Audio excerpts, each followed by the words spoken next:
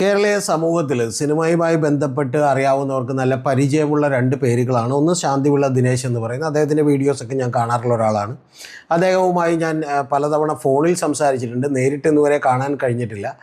അപ്പോൾ അദ്ദേഹത്തിൻ്റെ ചില അഭിപ്രായങ്ങൾ അതിനെക്കുറിച്ചാണ് നമ്മളിന്നിവിടെ ചർച്ച ചെയ്തത്. പിന്നെ രണ്ടാമത്തേത് ഭാഗ്യലക്ഷ്മിയാണ്. ഇവർ രണ്ടുപേരും തമ്മിൽ തന്നെ ആദ്യം വലിയ സൗഹൃദത്തിലായിരുന്നു, പിന്നെ ചില കേസുകളൊക്കെ ഉണ്ടായിരുന്നു. ഭാഗ്യലക്ഷ്മിയുടെയും കഴിഞ്ഞ തവണ ഒരു ചാനലിൽ വന്നിരുന്ന് ഭാഗ്യലക്ഷ്മി സംസാരിക്കുന്നത് കേട്ടിരുന്നു, ഈ പറയുന്ന ഒരു ചാനൽ ഡിസ്കഷൻ. അതിൽ ഭാഗ്യലക്ഷ്മി സംസാരിച്ചത് ഈ സ്ത്രീകൾ അവർ പ്രതികരിക്കണം എന്നുള്ളതാണ് പറഞ്ഞത്. ആ പ്രതികരിക്കണമെന്ന് പറഞ്ഞപ്പോൾ അവർ പറഞ്ഞിട്ടുള്ള ഏറ്റവും പ്രധാനപ്പെട്ട കാര്യം എന്ന് പറഞ്ഞാൽ അവർ ചില സിനിമകൾ വേണ്ടെന്ന് വെച്ചിരുന്നു, ചില സംവിധായകരോട് ഒരു വഴക്കുണ്ടാക്കിയിരുന്നു. അതായത് സ്ത്രീകളോട് ഈ അഡ്ജസ്റ്റ്മെൻറ്റ് കോംപ്രമൈസൊക്കെ ചോദിക്കുന്ന ആളുകളോടും അല്ലാതെ അവരോട് മോശമായി പെരുമാറുന്ന ആളുകളോടുമൊക്കെ അവർ റിയാക്ട് ചെയ്തിരുന്നു എന്നും അങ്ങനെ റിയാക്ട് ചെയ്തുകൊണ്ട് അവർക്ക് ചില സിനിമകൾ നഷ്ടമായിട്ടുണ്ട് എന്നുള്ളതുമൊക്കെ അവർ പറയുകയും അങ്ങനെ തന്നെയാണ് എല്ലാ സ്ത്രീകളും ചെയ്യേണ്ടത് എന്ന് പറഞ്ഞിരുന്നു.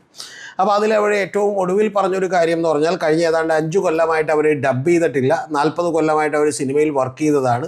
അപ്പോൾ 5 കൊല്ലമായിട്ട് ഡബ് ചെയ്തിട്ടില്ല, പക്ഷേ അതിൽ അവർക്ക് വിഷമമൊന്നുമില്ല എന്നുള്ളതാണ് അവർ പറഞ്ഞു നിർത്തിയത്. എന്ന് പറഞ്ഞാൽ അവർ പറഞ്ഞതിൻ്റെ ചുരുക്കമെന്ന് പറഞ്ഞിട്ടുണ്ടെങ്കിൽ ഇത് സ്ത്രീകൾ നന്നാവണമെന്നുണ്ടെങ്കിൽ, അവർ രക്ഷപ്പെടണമെന്നുണ്ടെങ്കിൽ, ഇത്തരത്തിലുള്ള പീഡനങ്ങളിൽ നിന്ന് അവർക്ക് മാറി നിൽക്കണമെന്നുണ്ടെങ്കിൽ അവർ സ്വരമുയർത്തുകയും അതിനെ പ്രതികരിക്കുകയും അവരോട് ചൂടാവുകയും ബഹളമുണ്ടാക്കുകയും ഒക്കെ ചെയ്തുകൊണ്ട് അവർ റെസിസ്റ്റ് ചെയ്തേ പറ്റൂ എന്നുള്ളതാണ് അവർ പറഞ്ഞത്. M5 എന്ന് പറയുന്ന ഏതോ ചാനലാണെന്ന് തോന്നുന്നു, അതിന് കൊടുത്തിട്ടുള്ളൊരു സൗണ്ട് ബൈറ്റാണ് ഞാൻ ഈ ശാന്തിവിള ദിനേശൻ സാറിൻ്റെ ബൈറ്റ് കേട്ടത്. അപ്പോൾ അതിൽ അദ്ദേഹവും പറയുന്നത് ഏതാണ്ട് ഈ വാചകം തന്നെയാണ്. കാരണം ഇത് സ്ത്രീകളോട് വാതിൽ വന്ന് ചവിട്ടിപ്പൊളിക്കുന്ന ഒരുത്തൻ്റെ അടുത്ത്, വാതിലിൽ വന്ന് മുട്ടുന്ന ഒരുത്തൻ്റെ അടുത്ത് സ്വാഭാവികമായിട്ടും എടാ നീ ഡോറൊക്കെ തുറന്നിട്ട് നീ ആരടാ എന്ന് ചോദിക്കണമെന്നും, ഇനി അതല്ല അത് ചോദിക്കാൻ പറ്റിയില്ലെങ്കിൽ റിസപ്ഷനിൽ വിളിച്ചിട്ട് ഞാൻ നിങ്ങൾക്കെതിരെ നാളെ പരാതി കൊടുക്കും, ആ പരാതി കൊടുക്കുമെന്നുള്ളതുകൊണ്ട് സ്വാഭാവികമായിട്ടും ഇത് നിങ്ങൾ ഈ ചാനൽ എൻ്റെ ഡോറിൽ ആരോ മുട്ടുന്നുണ്ട്, എനിക്ക് ഉറങ്ങാൻ പറ്റുന്നില്ല, അതുകൊണ്ട് അത് തടയണമെന്ന് ആവശ്യപ്പെടും.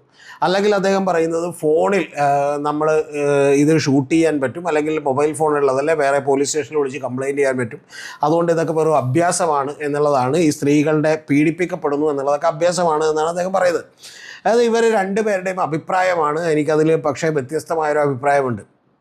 അത് സ്വാഭാവികമായിട്ടും പറയുന്നതിൻ്റെ കാര്യമെന്ന് പറഞ്ഞാൽ ചില ആളുകൾ പറയുന്നതിന് ഒരു ചെറിയ ശരിയുണ്ട് കേട്ടോ. കാരണം എന്താണെന്ന് വെച്ചാൽ ചില ആളുകൾ അവരുടെ ഇഷ്ടപ്രകാരം ചില ആളുകളുമായിട്ട് ഒത്തു താമസിക്കുകയും സ്വാഭാവികമായിട്ടും അതിനുശേഷം ഈ പറയുന്ന ആണുങ്ങൾക്കെതിരെ കേസ് കൊടുക്കുകയൊക്കെ ചെയ്യുന്ന പ്രവണതകളുണ്ട്. ഇപ്പോൾ എനിക്കറിയാവുന്നൊരു കാര്യത്തിൽ തന്നെ ഏതാണ്ട് 9 കൊല്ലം ഒരുമിച്ച് താമസിക്കുകയും 9 കൊല്ലം ഒരുമിച്ച് താമസിച്ചതിന് ശേഷം 9 കൊല്ലമാണോ 9 മാസമാണോ എന്നറിയില്ല, ഒരുമിച്ച് താമസിച്ചതിന് ശേഷം 9ാമത്തെ മാസം പീഡിപ്പിക്കുന്നു എന്നുകൊണ്ട് പരാതി കൊടുത്തിട്ടുള്ള കേസുകളൊക്കെ ഉണ്ട്. എന്ന് പറഞ്ഞാൽ വലിയ ലക്ഷറിയിലാണ് അവർ ജീവിച്ചിട്ടുള്ളത്.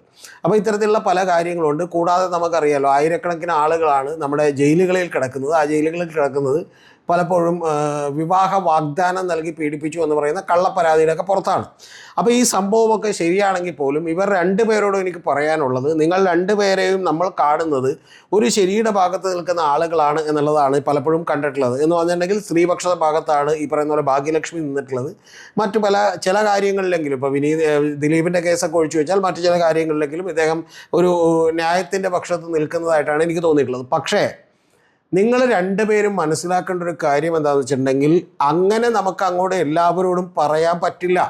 അങ്ങനെയാണെങ്കിൽ നമ്മളിപ്പോൾ എന്തിനാണ് ഈ പറയുന്ന പോലെ റിസർവേഷൻ കൊടുക്കുന്നത്, എന്തുകൊണ്ടാണ് തൊട്ടുകൂടായ്മയ്ക്കെതിരെ സമരം ചെയ്യേണ്ടി വന്നത്, എന്തിനാണ് വഴി നടക്കാനുള്ള സ്വാതന്ത്ര്യത്തിന് വേണ്ടി സമരം ചെയ്തിട്ടുണ്ടെന്നൊക്കെ ചോദിച്ചാൽ അതൊക്കെ സമരം ചെയ്ത് നേടിയതാണ്. കാരണം ഒരു സൊസൈറ്റി, ഒരു സമൂഹം അവരിൽ അടിച്ചേൽപ്പിക്കപ്പെടുന്ന ഒരുപാട് ചങ്ങലക്കെട്ടുകളുണ്ട്. ആ ചങ്ങലക്കെട്ടുകൾ സ്ത്രീകൾക്കുള്ളത് കൊണ്ട് തന്നെ സ്വാഭാവികമായിട്ടും ഒരു സ്ത്രീ ഒരു പുരുഷനെതിരെ ഒച്ചയെടുക്കുകയും കരുത്ത് സംസാരിക്കുകയൊക്കെ ചെയ്താൽ അവനെതിരെ സ്വാഭാവികമായിട്ടും ഏറ്റവും ഒടുവിൽ വലിയ തോതിലുള്ള, ഇപ്പോഴാണെങ്കിൽ സൈബർ ബുള്ളിങ്ങും നാട്ടിൽ മോശമായിട്ട് പറഞ്ഞു വരുത്തലും, ഒരു കല്യാണം മുടങ്ങിപ്പോയാൽ പോലും ഒരു സ്ത്രീയെ സംബന്ധിച്ച് അത് വളരെ മോശമായി ബാധിക്കുന്ന ഒരു സൊസൈറ്റിയാണ് നമ്മളിവിടെ ഉള്ളത്. ഒരു സ്ത്രീക്ക് പോടാ പുല്ലേ എന്ന് പറഞ്ഞ ഒരു ഭർത്താവിനെ ഡിവോഴ്സ് ചെയ്ത് വീട്ടിലേക്ക് വന്നാൽ ആ വീട്ടിലേക്ക് വരുമ്പോൾ അവൻ അത്തരത്തിലുള്ള സ്വന്തം വീട്ടിൽ പോലും വലിയൊരു ആക്സെപ്റ്റൻസ്, സ്വീകാര്യത കിട്ടില്ല എന്നും അതേതാണ്ട് 2ാം തരക്കാരായി പരിഗണിക്കപ്പെടുമെന്നുള്ളത് കൊണ്ടാണ് വിസ്മയ പോലെയുള്ള പെൺകുട്ടികൾ പോലും സ്വന്തം വീട്ടിലേക്ക്, അതായത് സാമ്പത്തികമുണ്ടായിരുന്ന ഒരു ആയുർവേദ ഡോക്ടറായിരുന്ന വിസ്മയ പോലും സ്വന്തം വീട്ടിലേക്ക് പോകാതെ മരണം തിരഞ്ഞെടുക്കാനുള്ള കാരണം അതാണ്. അപ്പോൾ അത്തരത്തിൽ നിരവധി ആളുകൾ സ്വന്തം കല്യാണം കഴിച്ച് പോകുന്ന വീട്ടിൽ ഏത് തരത്തിലും അഡ്ജസ്റ്റ് ചെയ്ത് ജീവിക്കണമെന്ന് പറയുന്നത് പോലെ തന്നെ നാളെ സിനിമാ രംഗത്തൊക്കെ ചെന്നു ഒരു പ്രശ്നമുണ്ടായിട്ടുണ്ടെങ്കിൽ ഇപ്പോൾ സ്വാഭാവികമായിട്ടും നമ്മുടെ നാട്ടിൽ ആരെങ്കിലും സിനിമാ രംഗത്തേക്ക് ഒരു നടി പോകുന്നു എന്ന് പറഞ്ഞാൽ ടാറ്റയും കൊടുത്ത് അങ്ങോട്ട് വിടൂല. അപ്പോൾ സ്വാഭാവികമായിട്ട് ആ വീട്ടിൽ നിന്നൊക്കെ എതിർപ്പുണ്ടാവും, പലതരത്തിലുള്ള പ്രശ്നങ്ങളുണ്ടാവും. അതിനെയൊക്കെ അതിജീവിച്ചിട്ടാണ് അവരെ സിനിമാ രംഗത്തേക്ക് വരിക. പക്ഷേ ഇതിൻ്റെ അടിസ്ഥാന പ്രശ്നം എന്താണ്? ശാന്തിവിള ദിനേശൻ സാറും അതുപോലെ ഭാഗ്യലക്ഷ്മിയും ഒക്കെ മനസ്സിലാക്കേണ്ട അടിസ്ഥാന പ്രശ്നം, ഒരു സിനിമാ രംഗത്തേക്ക് കടന്നു വരുന്ന ആണുങ്ങളാണെങ്കിൽ അവർക്ക് കലാപരമായ താല്പര്യങ്ങളുള്ളത് കൊണ്ടാണ് ഇതിനകത്തേക്ക് വന്നത് എന്ന് പറയുന്ന ഒരു കാര്യത്തോടു കൂടിയാണ് സിനിമാ രംഗത്തുള്ള ആളുകൾ കാണുന്നതെങ്കിൽ സ്ത്രീകളെ കാണുന്നത് അങ്ങനെയല്ല. അതാണ് നമ്മുടെ സമൂഹത്തിൻ്റെ ഏറ്റവും അടിസ്ഥാന പ്രശ്നം. കാരണം അവർക്ക് കലാപരമായ കഴിവുകളുണ്ടെന്നും അത് പ്രദർശിപ്പിക്കാൻ വേണ്ടിയും കൂടെ എത്തി എന്നും അല്ല വിചാരിക്കുന്നത്. അവർ ഏത് തരത്തിലുള്ള അഡ്ജസ്റ്റ്മെൻറ്റുകൾക്കും തയ്യാറായിട്ടുള്ള ആളുകളാണ് എന്ന് പറയുന്ന തോന്നലാണ് നമുക്കുള്ളത്. ഇത് നിരവധി കാര്യങ്ങളിലുണ്ട്. ഇപ്പോൾ ഒരു ബാറിലിരുന്ന് ഒരു സ്ത്രീകൾ മദ്യപിക്കുന്നു എന്ന് പറഞ്ഞാൽ സ്വാഭാവികമായിട്ട് ആളുകൾ വിചാരിക്കുക പിന്നെ ആ സ്ത്രീകളുടെ അടുത്ത് എന്തും കാണിക്കാനുള്ള ഒരു ലൈസൻസ് നമുക്കൊന്നുണ്ടെന്നാണ്. അപ്പോൾ ഇത്തരത്തിൽ അവരുടെ സ്വാതന്ത്ര്യങ്ങളെ അവരുടെ മൂക്കിൻ്റെ അവിടെ വരെ അവർക്ക് സ്വാതന്ത്ര്യമുള്ളൂ എന്നൊക്കെ വിചാരിക്കുന്ന ലെവലിലുള്ള ഒരു കാര്യങ്ങൾ നമ്മുടെ സമൂഹത്തിൽ ഇല്ലാത്തത് കൊണ്ടാണ് സ്ത്രീകൾക്ക് പലപ്പോഴും ഗവൺമെൻറ്റിൻ്റെ ഇൻ്റർവെൻഷനുകളും ദുർബലരായിട്ടുള്ള വിഭാഗങ്ങളെ സംരക്ഷിക്കാനുള്ള നിയമങ്ങളും കൊണ്ടുവരേണ്ടി വന്നത്. ലോകത്തെവിടെയും അങ്ങനെ തന്നെയാണ്. ആ നിയമങ്ങൾ ഉള്ളത് കൊണ്ടാണ് പലപ്പോഴും ഒരു സ്ത്രീ പീഡിപ്പിക്കപ്പെട്ടു എന്ന് പറഞ്ഞാൽ സ്വാഭാവികമായിട്ടും ആ പീഡിപ്പിക്കപ്പെട്ടു എന്ന് പരാതിപ്പെടുന്ന അല്ലെങ്കിൽ പ്രതിയായിട്ടുള്ള ഒരാൾ അവൻ്റെ നിരപരാധിത്വം തെളിയിക്കണമെന്ന് നിയമം ഉണ്ടാക്കി വെച്ചത് ഈ പറയുന്ന വെറുതെ ഒന്നും ഉണ്ടാക്കി വെച്ചതല്ല. ലോകരാജ്യങ്ങളിൽ പല സ്ഥലത്തും അത്തരത്തിലുള്ള നിയമങ്ങളുള്ളതിൻ്റെ കാരണം, ഡെവലപ്ഡ് ആയിട്ടുള്ള കൺട്രീസിലുള്ളതിൻ്റെ കാരണം, പ്രധാനപ്പെട്ട കാരണമെന്ന് പറയുന്നത് ഇതേപോലെ ഇവർ ദുർബലരാണ്, അവർ ഒരു സ്ത്രീകൾ എന്ന് പറയുന്ന ജനവിഭാഗം തന്നെ ദുർബലരാണെന്ന് കണ്ടെത്തിയതിൻ്റെ അടിസ്ഥാനത്തിലാണ്. അതിൻ്റെ അടിസ്ഥാനത്തിൽ തന്നെയാണ് നമ്മൾ പലപ്പോഴും ഇപ്പോൾ ആദിവാസി അല്ലെങ്കിൽ ഹരിജൻ അതുപോലെയുള്ള ആളുകളെ ആരെങ്കിലും ആക്രമിക്കുന്നു അല്ലെങ്കിൽ അവരോട് ജാതിപ്പേര് വിളിച്ച് അധിക്ഷേപിക്കുന്നു എന്ന് പറഞ്ഞാൽ അവർക്കെതിരെ കർശനമായ നടപടികളെടുക്കാൻ നിയമമുള്ളത് ഈ പറയുന്ന ദുർബല വിഭാഗങ്ങളെ സംരക്ഷിക്കാനുള്ള ബാധ്യത ഗവൺമെൻറ്റിനുള്ളത് കൊണ്ടാണ്. അതുകൊണ്ട് ദിനേശൻ സാറും അതുപോലെ ഭാഗ്യലക്ഷ്മി മാമും ഒക്കെ മനസ്സിലാക്കണം ഇത്. അല്ലാതെ എല്ലാവരോടും തന്നെ ഇതുപോലെ അങ്ങോട്ട് പ്രതികരിച്ചോളൂ എന്ന് നമുക്ക് പറയാൻ കഴിയില്ല. അങ്ങനെ പ്രതികരിച്ചാൽ ഇവിടുത്തെ സിസ്റ്റം നിങ്ങളെ സപ്പോർട്ട് ചെയ്യും എന്ന് പറയുന്നൊരു തോന്നൽ ആദ്യം ഗവൺമെൻറ് ഉണ്ടാക്കണം. അങ്ങനെ ഇവിടെ ഉണ്ടാക്കിയിട്ടുണ്ടോ?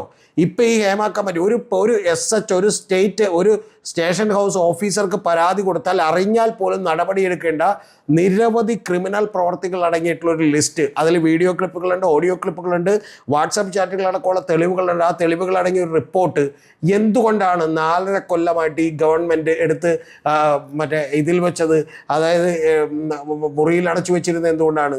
ആ അടച്ചു വെച്ചതിൻ്റെ കാരണം ഇത്തരത്തിൽ നമ്മുടെ ഇവിടെ നിയമമില്ലാത്തത് കൊണ്ടാണ്. ഹോളിവുഡിൽ ഹാർവി വെയിൻസ്റ്റൺ എന്ന് പറയുന്ന ഒരു താരം, അദ്ദേഹത്തിനെതിരെ മറ്റേ ഒരു ആരോപണം വന്നപ്പോൾ, ഞാനതിൻ്റെ ഡീറ്റെയിൽസിലേക്ക് പോകുന്നില്ല, മറ്റൊരു വീഡിയോയിൽ പറഞ്ഞുകൊണ്ട് ആരോപണം വന്നപ്പോൾ 2 സ്ത്രീകളാണ് ഏറ്റവും ആദ്യം 2017 ഒക്ടോബർ 5 ഒരു ആരോപണം ഉന്നയിച്ചതായിട്ട് ന്യൂയോർക്ക് ടൈംസിൽ വന്നെങ്കിൽ അത് കഴിഞ്ഞിട്ട് ഏതാനും വർഷങ്ങൾക്ക് ശേഷം തന്നെ അദ്ദേഹത്തിനെതിരെ അന്വേഷണം നടത്തുകയും 80-ലധികം വരുന്ന നടിമാർ അദ്ദേഹം മൂലം പീഡിപ്പിക്കപ്പെട്ടിട്ടുണ്ടെന്ന് മനസ്സിലാക്കുകയും 23 കൊല്ലം ജയിൽ ശിക്ഷയ്ക്ക് വിധിക്കുകയും ചെയ്തു. അപ്പോൾ അത്തരത്തിലുള്ളൊരു സപ്പോർട്ട് നമ്മുടെ ഇവിടുത്തെ സൊസൈറ്റിയോ അല്ലെങ്കിൽ നമ്മുടെ ഇവിടെയുള്ള ഭരണകൂടങ്ങളോ കൊടുക്കുന്നില്ല എന്നുള്ള വാസ്തവമാണ്. അതുകൊണ്ട് നിങ്ങൾ നേരെ ഇരുന്നിട്ട് അവരോട് നേരിട്ട് അങ്ങോട്ട് പ്രതികരിച്ചോളൂ എന്ന് പറഞ്ഞാൽ എല്ലാവരെ കൊണ്ടും അത് കഴിയണമെന്നില്ല. അപ്പോൾ അങ്ങനെ കഴിയണമെന്നില്ലാത്ത ദുർബലരായിട്ടുള്ള ആളുകളെ സംബന്ധിച്ചും ഈ പറയുന്ന നിയമവും പരിരക്ഷയും സമൂഹത്തിൻ്റെ കുറച്ചും കൂടിയുള്ള കരുതലും ഒക്കെ ആവശ്യമായിട്ടുണ്ട്. ഇപ്പോൾ ഉദാഹരണത്തിന് മറ്റ് പല പീഡനങ്ങളും നടന്നേക്കണം എങ്ങനെയാണ്? ഒരു മിസ്ഡ് കോളിൽ നിന്ന് ആരംഭിച്ചിട്ടുള്ള പീഡനങ്ങളുണ്ട്. ഒരു ബസ് ഡ്രൈവറോടും കണ്ടക്ടറോടും ഒക്കെ തോന്നിയിട്ടുള്ള പ്രണയത്തിൽ നിന്ന് ചതിക്കപ്പെട്ട് 40 ദിവസങ്ങൾ പീഡിപ്പിക്കപ്പെട്ട പെൺകുട്ടികൾ കേരളത്തിലുണ്ട്. അപ്പോൾ സ്വാഭാവികമായിട്ടും അവരെയൊക്കെ അയാളോടുള്ള ഒരു ഇഷ്ടം മൂലം സ്നേഹം മൂലം പോയതല്ലേ എന്ന് നമ്മൾ ചിന്തിക്കുന്നതിന് അർത്ഥമില്ല. കാരണം അത് അവരെ സംബന്ധിച്ചിടത്തോളം വളരെ പാവപ്പെട്ട കുടുംബങ്ങളിൽ നിന്ന് വരുന്ന ആളുകൾ ഇതിനകത്ത് രക്ഷപ്പെടാൻ ഇതേ മാർഗമുള്ളൂ എന്ന് വിചാരിച്ച് പല സമ്മർദ്ദങ്ങൾക്കും അടിമപ്പെട്ട് അവർ ചെയ്തു പോകുന്ന കാര്യങ്ങളാണ്.